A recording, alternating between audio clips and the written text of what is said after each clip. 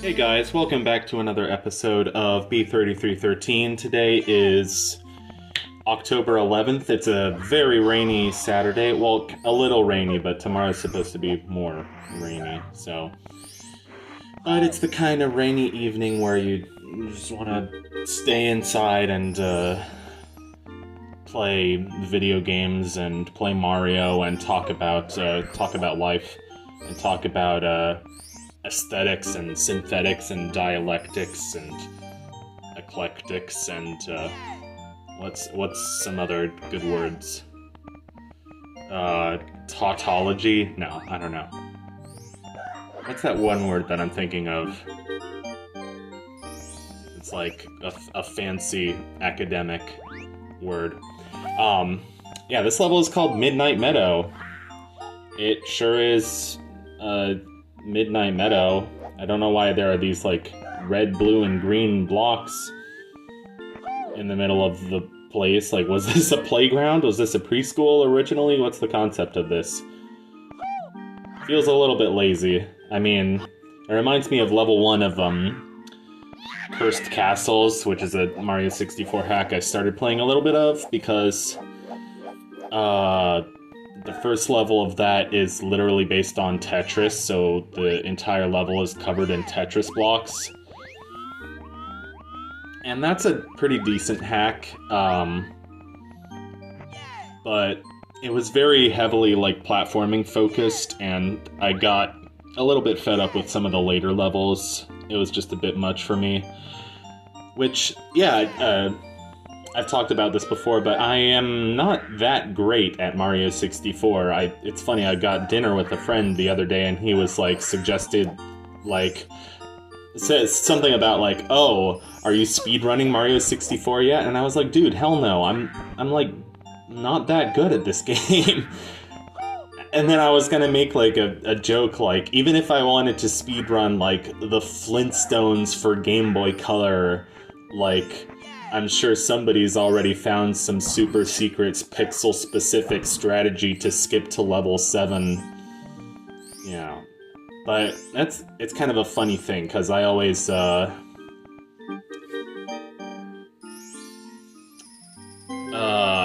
losing my train of thought here. I was having flashbacks to 2015, which was, I don't know, just, I can't describe it, but it was kind of a significant year for me, and the fact that it's 2025 is just, like, really resonating with me. That it's, like, exactly 10 years later. It's just something strange about it, and, like, 10 years ago, this very month, I was starting 10th grade, I was starting my playthrough of Mario 64, which was my second ever Helium Lemon playthrough. This guy says, "There's nothing for you up here, mustache boy. Go collect your silver stars. Nothing matters anyway."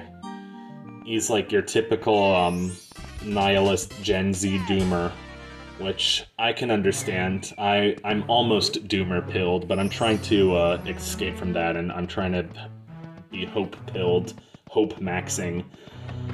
But the only... the only way for Gen Z to be hope-pilled is to be somewhat revolutionary, so anyway, that's a whole nother discussion that I don't want to get into. But I used to be like, yeah, I'd love to be a speedrunner someday. I don't know if I could really do it. I don't know what games I would speedrun. I don't know if I would get to the level where I'd be at GDQ, but like, I always used to love watching GDQ for comfort, and like, oh, wouldn't it be so fun to sit in a room full of people who love the same video games that you do, and just kind of do what I'm doing now, just like talking and giving commentary for the video game, but like in a hotel in Atlanta or, Santa Fe someplace. I don't fucking know. I don't know why I said Santa Fe. And, everybody on the couch will be like cheering for me as I, beat Super Metroid. I don't know why I said Super Metroid. I've never even played Super Metroid. This is a pretty cool area, by the way. This outside area with the hallway and the big peach painting. This is called Clockway Internals.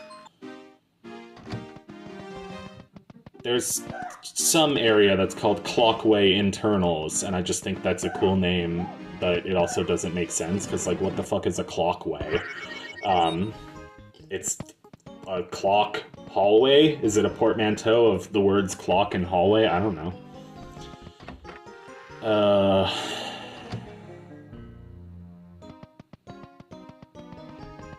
The other thing about speedrunning is that you have to be on Discord, and, like, you have to join a Discord of, like, dozens of people all, like, spamming messages and being like, hey, what's up, how are you doing, and like, these endless chats about, like, oh, so does this strategy work?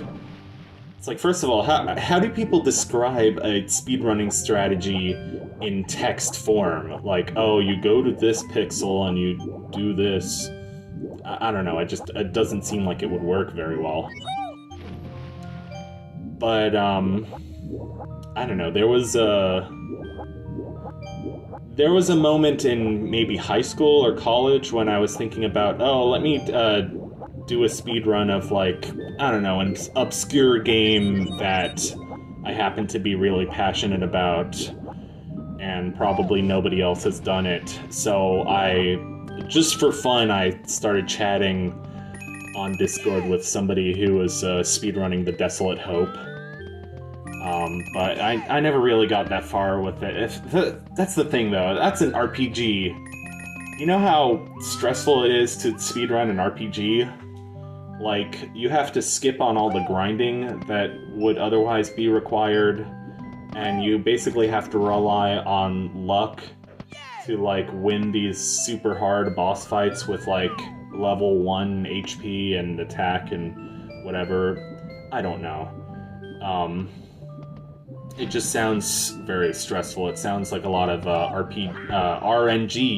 RNG dependency for an RPG, first-person shooter. RPG? Effigy? Orphagy?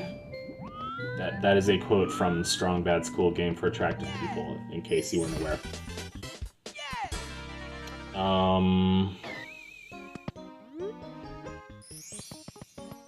Yeah, there you go. You could speedrun a point-and-click game because those have almost no RNG. It's just memorization. So, like, I've seen people speedrun Pajama Sam in, like, what is it, 20 seconds? Also, this is Purple Castle. How do we end up in Purple Castle? I don't know. But, get used to this music.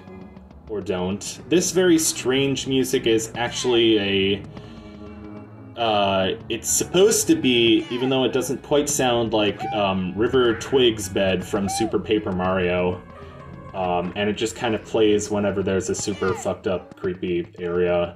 It's more, like, it's pretty prominent in another, part of this game called Polygonal Chaos. But I don't want to spoil too much about that area. Well, I already spoiled it. The name basically reveals everything that it is. But I like Purple Castle because it's weird and trippy, and I watched somebody play Super Paper Mario recently because I had never played that game and I had never seen, like, the full game. That was an interesting game. I don't know what I expected, but it certainly wasn't that. But no, I sort of knew what to expect. I knew it was going to be a very unusual game, which is cool. But I was sort of hoping to hear more of that River Twig's Bed, because I was really anticipating the moment in which that song would be played, and you hear it for like 5 seconds. Welcome to Mips Forest, which is a scary place. Not really, but it's just a dark forest. And then... okay, so if you go through the pipe in Mips Forest, and Mips is the name of the rabbit. I don't know why his name is Mips. doesn't make that much sense, but, well, who am I to question whether it makes sense? Anyway, we go in this pipe, and there's a level within a level called Shadow Forest, and it's just the same except more shadows, except there's no star to get, and there's a jump scare where an evil Mario thing chases you. Oh my god, it's so scary. Where is he? Come on. Come and get me. It's less scary when you're expecting it. I'm just trying to taunt him into chasing me. Oh, there he is. And yeah, that's the first game crash. That is, of course, not a real crash, but it's intentional. The game is intended to display that screen, and even still, there's nothing you can do except just reload your game. Which kind of is frustrating because it means you gotta save a lot. Gotta make sure you save, because otherwise your game might crash when it's supposed to, because there are certain jump scares and enemies that crash your game. Yeah, the thing is, with this game, I don't know what to talk about, except, like, just saying, oh, this is the name of the level we're in right now, and isn't that weird? Haha, just kidding, unless, but I'm sitting on, like, I'm still sitting on a couple of hours of footage that I recorded over the summer that I just haven't edited or commentated yet, and, I just want to finish it so I can move on to a different game, because, I don't know, actually playing this game is kind of fun, but, like, I never look forward to editing and post-commentating stuff, even though it's actually not that bad. It's pretty fun. That was Rocky Trek. It's like Tall Mountain, except small and shitty. But one thing I did want to say is that I have been playing Super Mario 64 Through the Ages, which is a pretty good hack. It's made by Kaze or Kaza, I'm not really sure how you pronounce it, but I've heard both. And, oh, by the way, this is Uncanny Courtyard, which is like, has 3 separate states. One is like haunted and scary and red, one is windy, and one is like normal.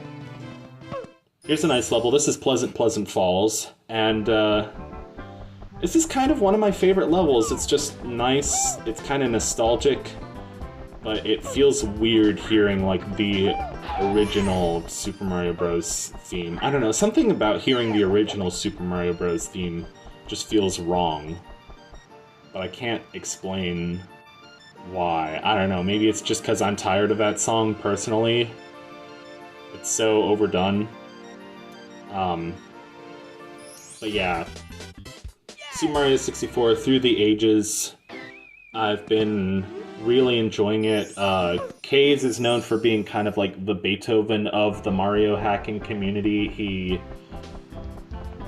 just, goes above and beyond with every single hack, implements all kinds of new mechanics. Like, I remember in high school, I watched my favorite Let's Player at the time play Last Impact, and my mind was blown by that game because it had, like, Flood from Super Mario Sunshine in one level, and I forget what else. It had just a lot of really interesting mechanics. It had, like, the Cloud power-up from Mario Galaxy in that game, and Through the Ages is actually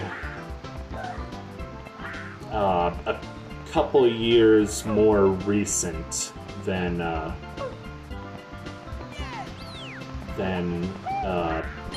God, I can't talk today, than Last Impact. Last Impact was made in like 15 or 16, and Through the Ages was made like in the 2020s, I think. So pretty recently. Yeah, the 2020s. It's a decade now, get used to it. That's not scary at all. I'm an unk.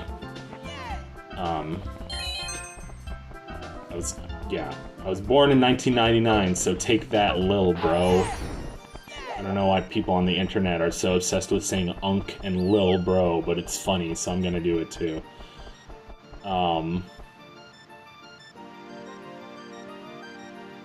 Yeah, Through the Ages starts out as kind of like you're going through different periods of history. So there's like Greek mythology, there's the Great Wall of China, there's like El Dorado.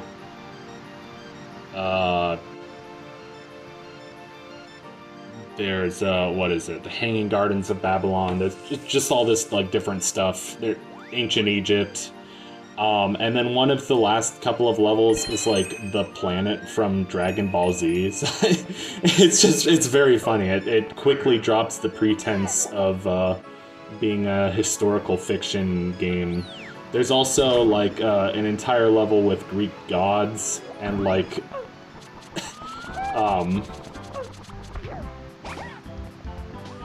what is it? Mario is Zeus, Wario is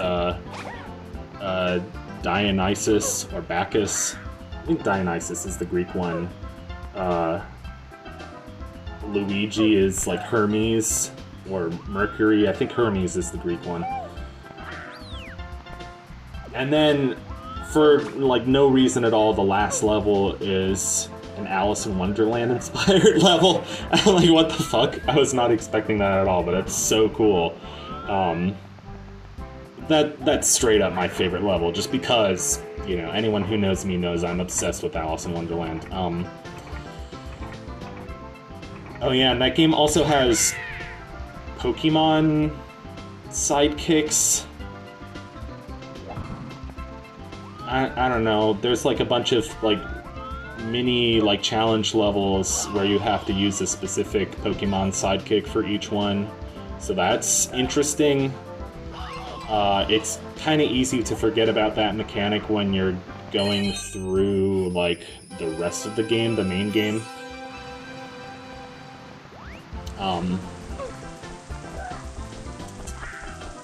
There's something kind of satisfying about a lot of B33's levels.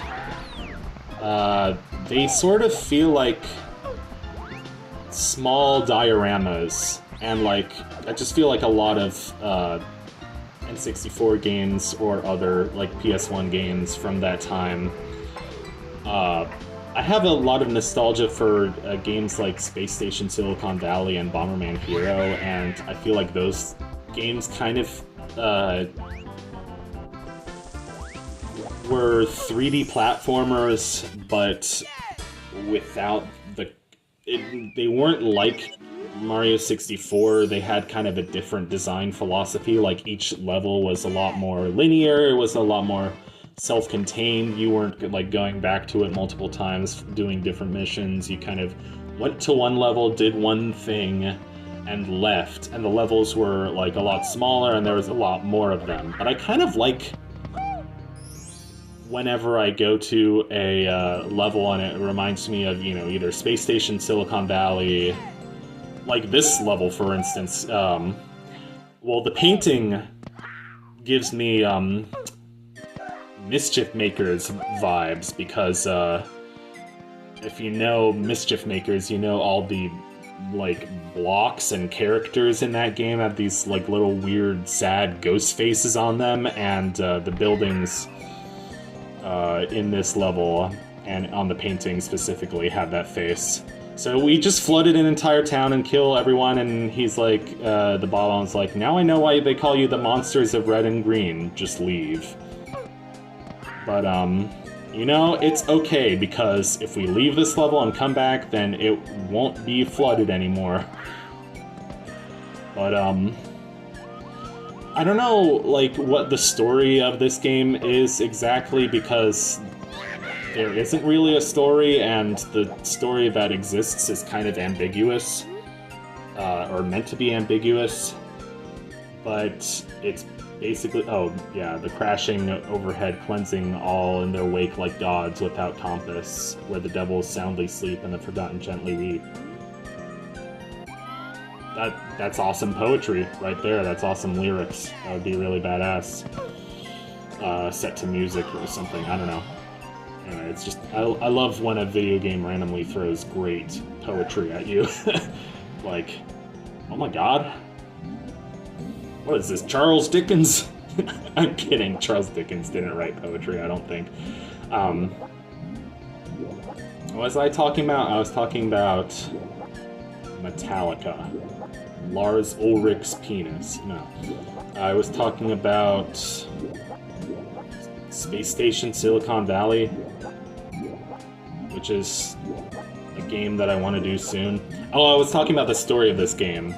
How it's like Mario and Luigi, they can't escape the castle. They're trapped here forever, so, like, apparently all the villagers start hating them because they just wreak so much havoc and calamity. See what I mean? The buildings look like little faces when you exit the painting and enter it again. I also love how red this level is. It's like the carpet is red, the sky is red, it's kind of unusual. It doesn't even, it's not even a sunset or anything, the sky is just red. Like, it's a very unusual vibe, but I kind of dig it. Oh, and what's this level actually called? It's called, let's see, we just did... Thanks, Google Drive. We just did Rocky Trek and Pleasant Falls, and this is Downtown City. Okay. Downtown City. They are very descriptive. Good job, Chris. Very descriptive name. Downtown City. Seriously. I like the level, but can't you name it something a little more original? Like, come on. Anyway.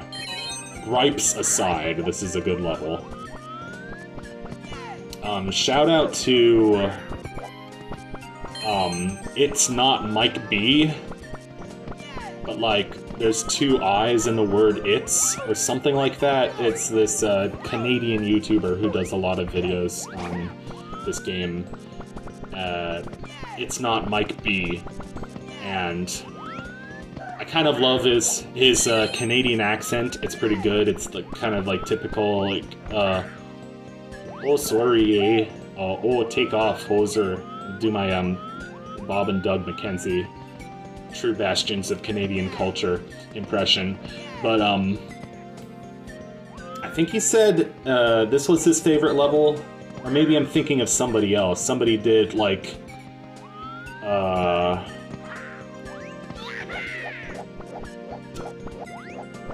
a video that was like all 192, or is it 193 levels in B3313 ranked.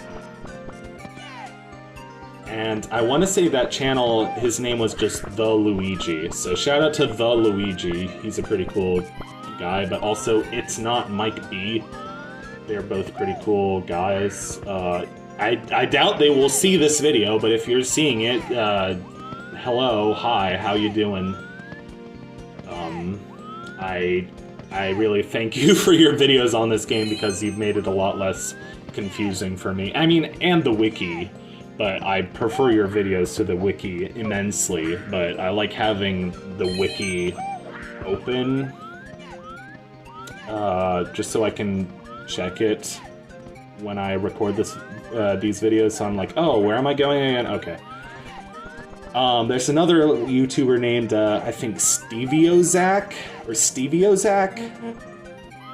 that has an entire walkthrough of this game, 100% no commentary, so, I'm just gonna tag all these people, you know, in the video description, if I remember to, and,